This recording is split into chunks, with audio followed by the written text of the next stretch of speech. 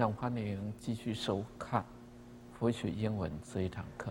You are most welcome to come back to the Buddhist English class. We will read a few sentences and then we will explain the contents. Repeat after me. If living were an easy thing to do, there would be no need for mental training. But because life often becomes very, very hard, we often have to meditate very, very hard. The mind is the only means we have of getting out of this mess. Careful with it. Immorality, selfishness, anger, and chemicals power this single key. Everyone needs a period of mental and training seclusion every day. Meditating is the kindest thing we can do for ourselves. Our mind is a garden by selecting what it thinks upon. We can grow either thorny weeds or beautiful tender flowers, but even a little weed can learn to grow flowers.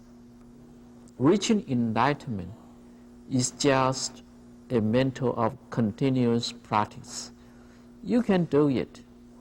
Our characters are developed by persistent practice. If we practice love, we become more loving. If we practice patience, we become more patient. If we practice generosity, we become more generous.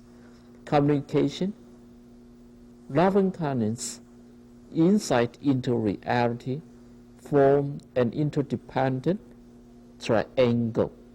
Neglect one and we diminish the other two. Practice one and all are increased. Repeat. If living were an easy thing to do, there would be no need for mental training. But because life often becomes very, very hard, we often have to meditate very, very hard. The mind is the only means we have of getting out of this mess. Careful with it. Immorality, selfishness, anger, and chemicals power this single key. Everyone needs a period of mental and physical seclusion every day. Meditating is the kindest thing we can do for ourselves. Our mind is a garden by selecting what it thinks upon. We can grow either thorny weeds or beautiful tender flowers, but even a little weed can learn to grow flowers. Reaching enlightenment is just a matter of continuous practice. You can do it. Our characters are developed by persistent practice. If we practice love, we become more loving. If we practice patience, we become more patient. If we practice generosity, we become more generosity. Communication, loving kindness, insight into reality form an interdependent triangle. Neglect one and we will diminish the other two. Practice one and all are increased. In our last class, we have discussed about the way of practicing meditation in a retreat, if we develop concentration more formally in a meditation retreat, we can practice meditation in our daily life. Because we have to come back to our daily life. We have to walk, we have to go to school, we have to speak, we have to interact with other people. We must keep ourselves, be mindful. We must be aware all the time. We need to practice meditation, and that is the best thing we can do if we can practice meditation anytime and anywhere. And today we will continue to discuss the technique and the importance of practicing meditation. If living were an easy thing to do, there would be no need for mental training. If living were an easy thing to do, means suppose that we can make living quite easily. We understand that to live in modern world is not an easy thing. From our childhood, we have to learn so many things in order to survive. We have to learn new knowledge and a new technique and the ways to compete with other people. When we grow up, we have to attend the school for so many years, from kindergarten, primary school, junior high school, senior high school, university, and even post-university study period. We understand that modern people need longer time of training before they can go into the society to work, to make it living. Modern people need more schooling in order to learn the explosive knowledge we may have today. And because the scientific invention is so rapid that every day new things are coming out.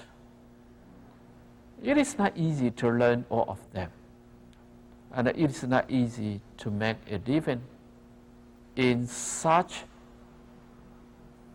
a competitive world.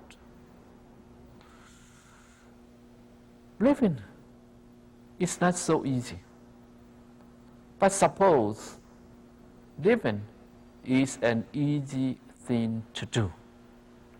Suppose we can make a living quite easily. There would be no need for mental training. Because we can make a living so easily without any difficulty, there would be no need for mental training. Mental training is just to increase our capability to make a living. Mental training is just to train ourselves to be a good person, to be an efficient person in our work and in our daily life. Unfortunately, living is not an easy thing to do. We have to compete with other people. We have to continue our effort in what we are doing, in what we are learning. We must keep learning in our life. Otherwise, we cannot survive in modern society. And the modern society is in the age of information. The age of information is the third greatest revolution human mind have during the history. And that the information is bumping upon us every minute of one day. We cannot escape from the influence of the information. We cannot be away from the modern life. Therefore, living is very, very hard today. But because life often becomes very, very hard, we often have to meditate very, very hard. Unfortunately, our life is not easy. Our life has become more and more difficult than before. Our life becomes very, very hard. Therefore, we have to practice meditation very, very hard. The practice of meditation is just to get a time of rest to our mind in order to enrich our mind or to refreshen our mind, to give energy to our mind in order to face the ever-changing life circumstance. The mind is the only means we may have of getting out of this mess. This mess is used to describe the condition of our life. Our life is just like a mess. We get entrapped in this mess. We cannot find the way out of this mess. We always look for outside. We always complain that it is because of other people, because of the circumstance that we cannot get out of this mess. However, we discover this kind of thinking is totally wrong. The source of our problem doesn't come from outside, but from our inner mind. Our mind is the only means we have out of this mess. Our mind is the only way we can get out of this confusion. Our mind is the only channel we can hold, we can go through the confusion of our life. As it is said by the Buddha, mind is the forerunner of our life. Mind is the master of our life. Mind is the key point of our mind. If we want to have a peaceful and happy life, we must first have a peaceful and happy mind. Mind determines everything in our life. If we can have a pure mind, we will have a pure life. We cannot control the surrounding circumstance. We cannot control other people. However, we can train ourselves to have our mind under control. This training needs the practice of Sila, Samadhi, and Panya. The Sila is to control our mind, is to keep our mind out of the influence of bad things. Samadhi is the training of our mind in concentration, in one-pointedness. Panya is the training to develop our wisdom. Only our wisdom is developed, we can understand thoroughly and clearly the reality in our life. Mind is the only means we have out of this mess. It is the only way that we can get out of the confusion of our life. It is the only way to get out of the suffering of our life. It is the only way that we can go through the confusion of our life. Careful with it. Be careful with your mind. We must pay enough attention to the condition of our mind. We cannot neglect our mind. We cannot look for outside world without paying any attention to our inner mind. Inner mind is the master of our life. Inner mind can determine everything in our life. Therefore, we must be careful with our mind. The training of mind is the most important thing in our life. The training of our mind is the secret to have a happy life.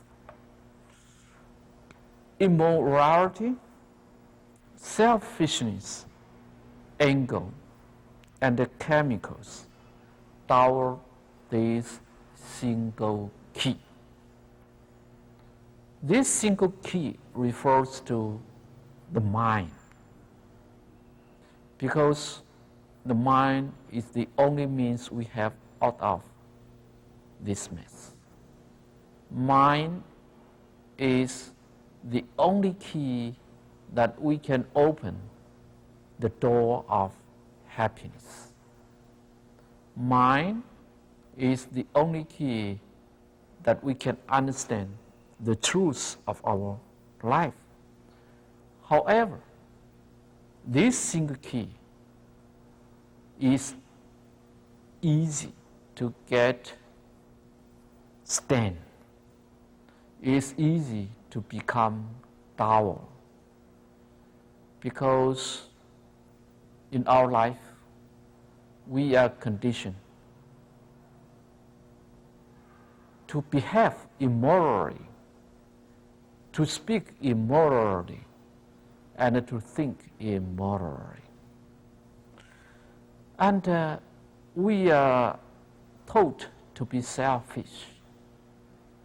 Education teaches us to be a selfish person, to protect ourselves, to secure safety for ourselves only, not to think of other people. Because in modern day of capitalism, selfishness seems to be the way to survive. And education wants us to survive in modern world. And we are conditioned to become selfish. And because our life is so complicated, sometimes we may have happy things happen, and sometimes we may have unhappy things happen. Therefore, we will become angry to the unhappy things, and we will attach to the happy things in our life. Anger is the biggest enemy we may have in our daily life and also in our practice. Anger will destroy our merits in living a moral life, in living a spiritual life, in the training of mind. Anger is so terrible. Anger will destroy everything we may have in our interpersonal relations, in our daily jobs, and in our learning. Anger will destroy the peace in our mind. And there are so many chemicals in our physical body and in our mind. The chemicals means the changing of our sensation or the emotions in our mind. The emotions will carry us away from the peace of mind. The emotion will destroy our happiness. Those emotions are just like chemicals which will change our situation of mind, which will influence our character. Immorality, selfishness, anger, and the chemicals dull this single key. Our mind will become dull just because of immorality, selfishness, anger, and emotions. To keep our mind aware, to keep our mind clear is not an easy job, because there are so many things to dull our mind, to make our mind impure, to make our mind insensitive, to make our mind clouded and diluted by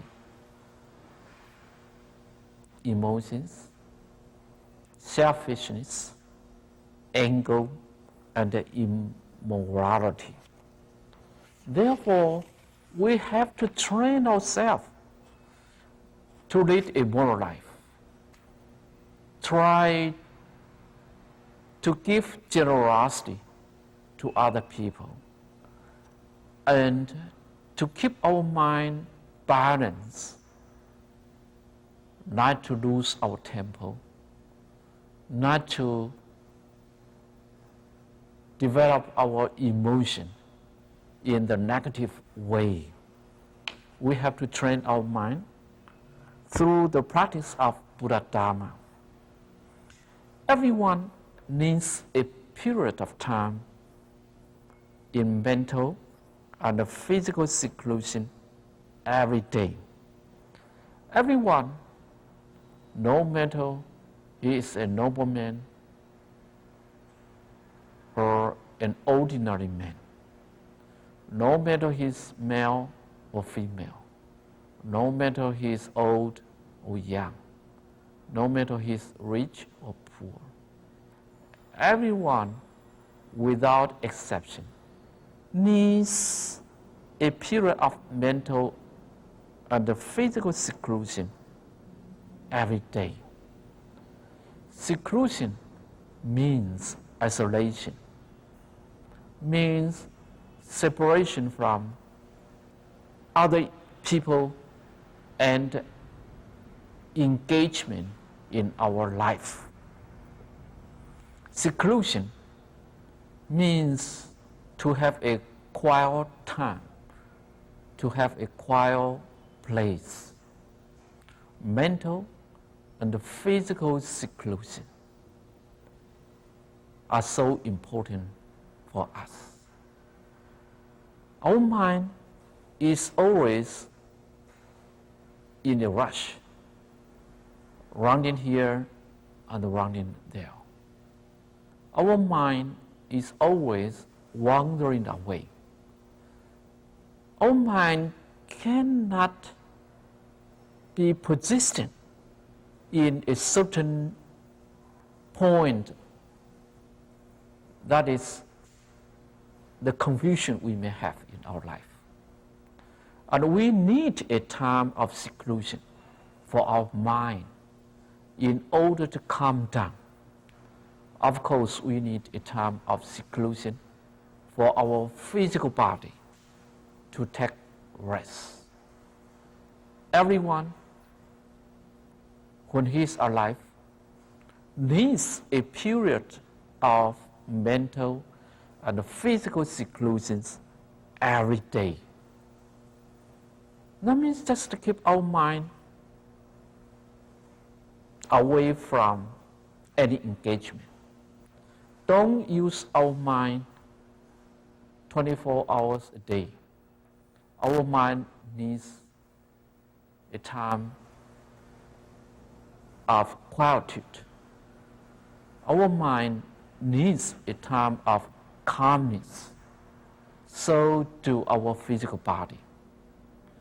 We have to seclude ourselves from outside, from other people, from any engagement, in order to have a quiet mind and a fresh body, in order to take our new jobs.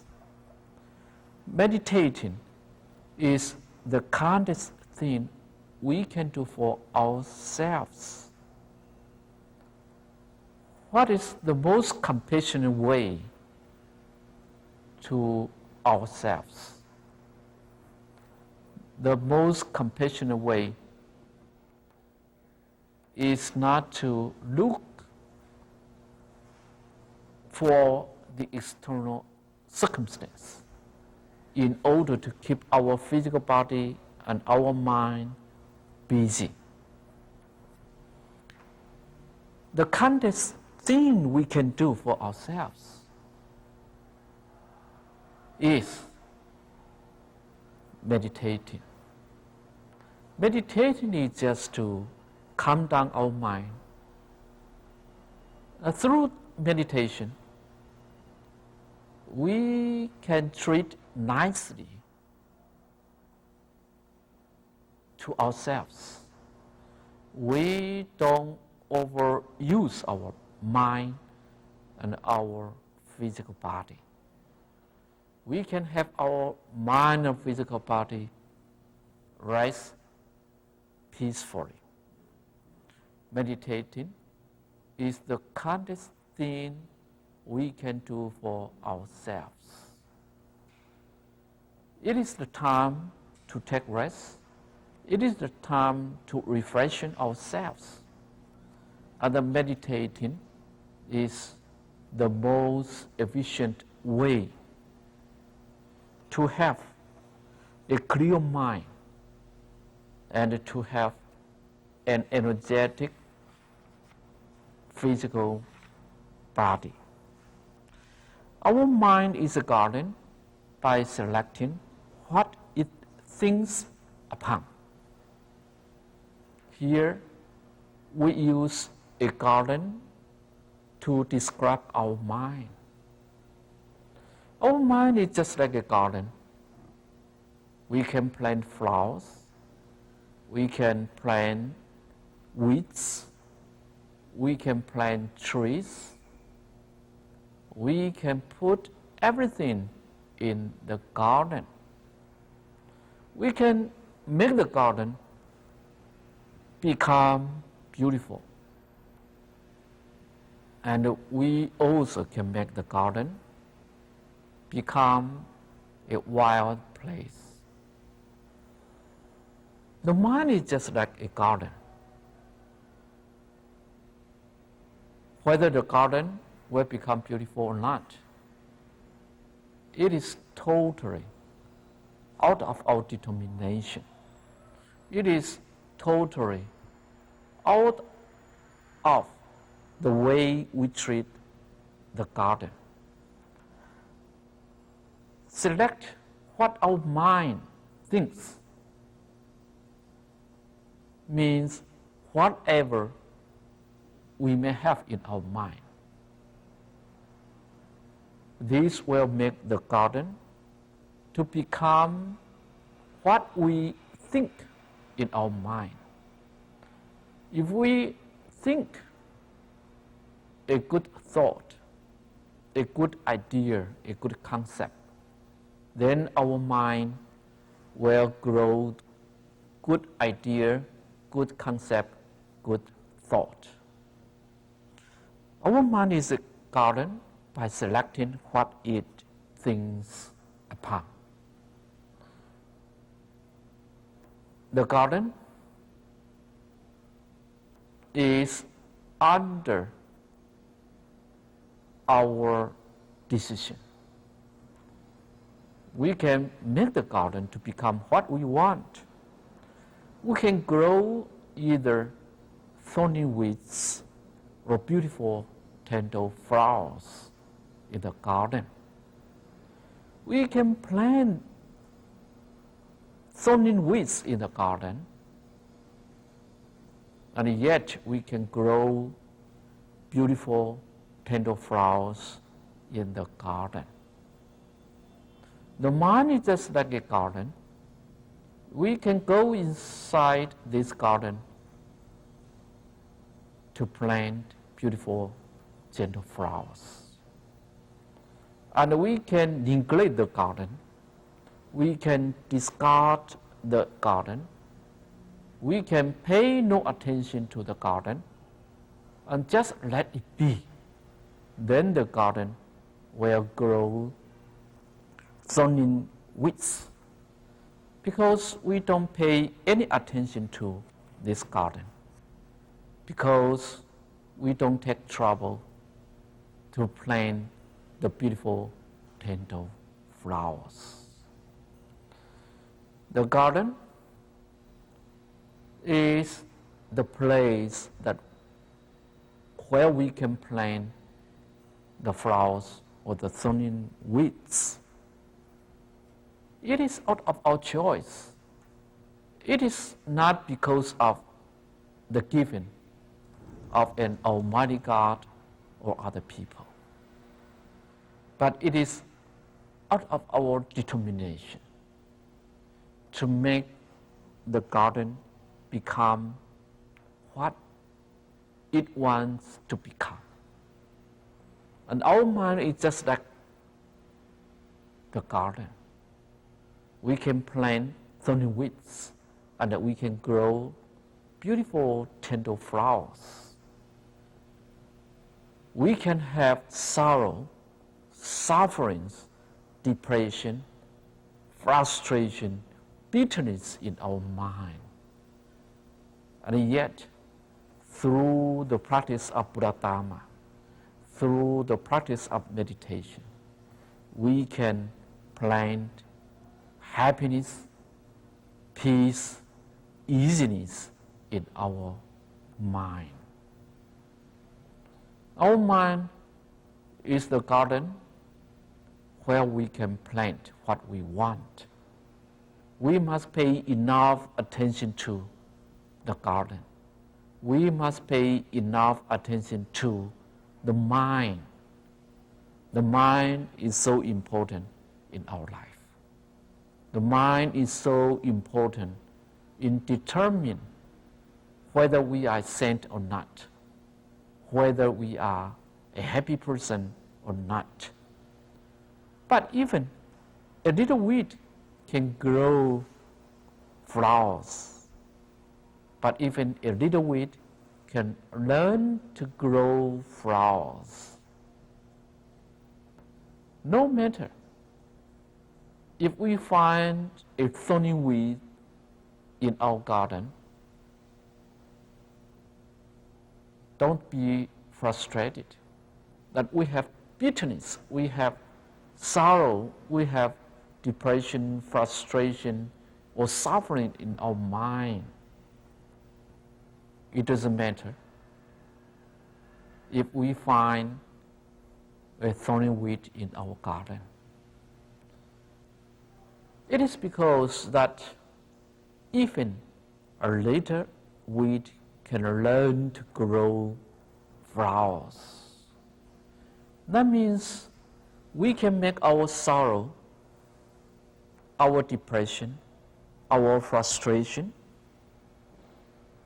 our suffering to grow beautiful, tender flowers. We can transform our mind. We can train our mind. Our thorny weed can learn to grow beautiful flowers. So just accept what we have.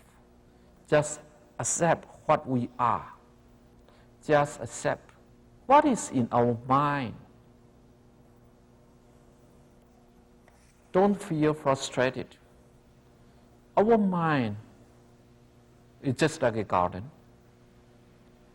Of course, we can plant, we can grow flowers in the garden.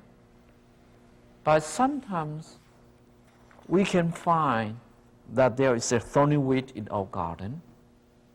If it is the case, don't be frustrated. Don't feel depressed. But try to learn to grow flowers out of this thorny weed. Reaching enlightenment is just a matter of continuous practice. Reaching enlightenment is the ultimate goal of the practice of Buddha Dharma. We learn Buddha Dharma.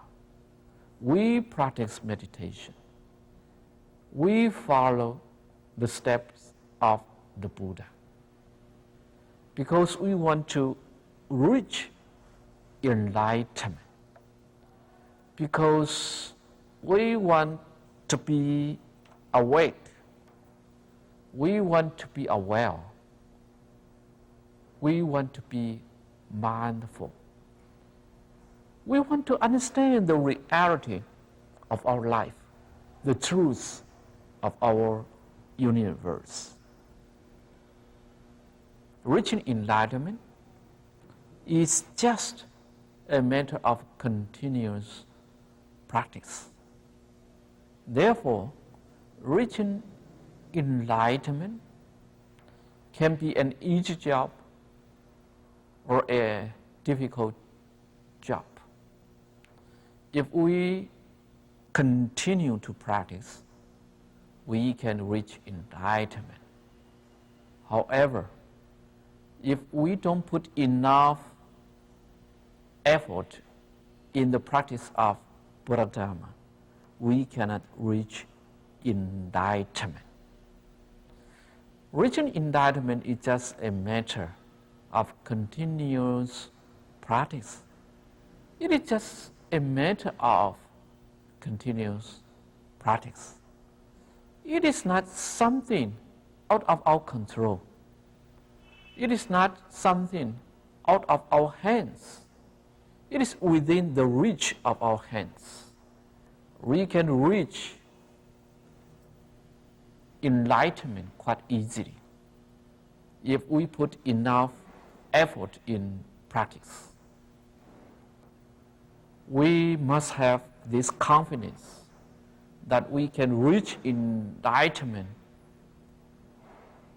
by ourselves through continuous practice. Buddha was a man just like ourselves. Buddha was also an ordinary person. However, he became a Buddha. He became enlightened just because of his continuous practice, lives after lives. There is no born Buddha. There is no Buddha given by an almighty power. The Buddha is a Buddha through continuous practice. The Buddha is an enlightened one through continuous practice. There is no secret to become a Buddha, and there is no mystery. It is within the reach of our hand. It is within the power of ourselves. You can do it. You can make it once you have the confidence, once you have the determination, and once you persist in the practice of Dharma. You can become an enlightened one. You can do it. Don't doubt. The Buddha told us so clearly that everyone has Buddhahood and anyone can become a Buddha. We are not a Buddha because we don't put enough effort in practice. We are not a Buddha because we don't practice continuously. We may continue for a certain period of time, but after that, we become lazy. We forget the practice of Dharma. We don't persist in the practice of Dharma. The Buddha taught us that every living being has Buddhahood, that all the beings are equal. All the beings are equal to the Buddha. The Buddha, of course, has the Buddha nature, and all the different beings also have the Buddha nature. The Buddha nature is equal in the Buddha and in all the different beings. All different beings have the same Buddha nature. And all different beings can become a Buddha.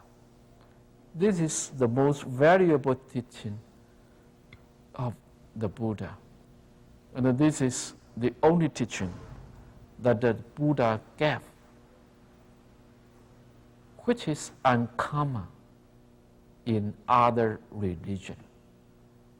In other religions, a practitioner cannot become a God, a creator, or an almighty power. It is the opposite extreme.